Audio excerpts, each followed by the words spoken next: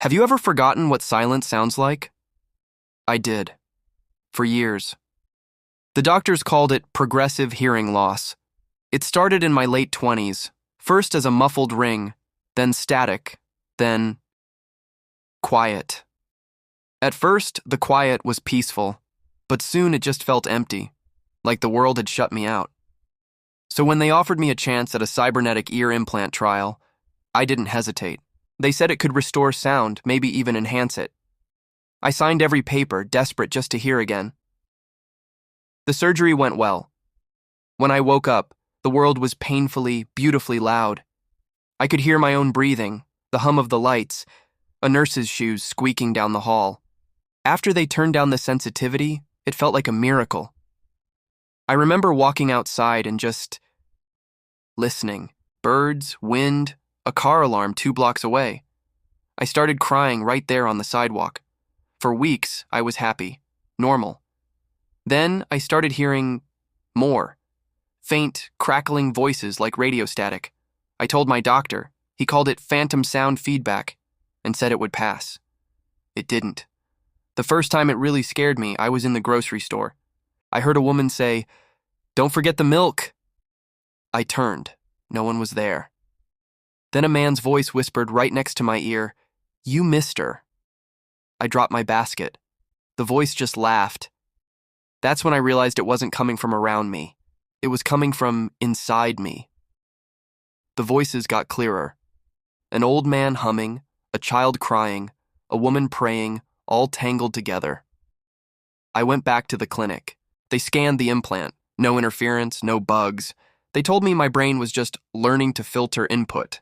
Filter input, my ass.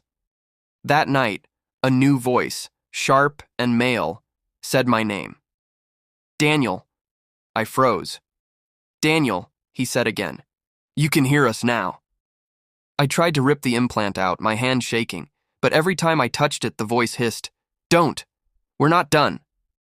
I pulled out the batteries, but the voice just laughed. "You think this is about electricity? You opened the channel, Daniel. We're already in." I stopped sleeping.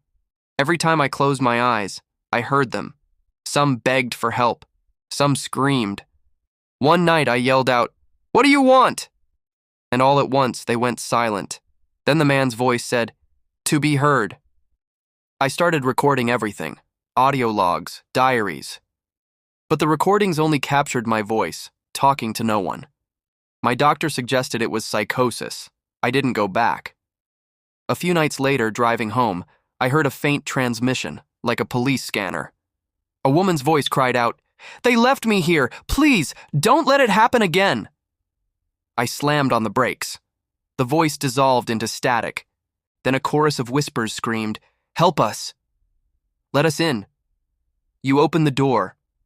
I hit the implant so hard my ear started bleeding.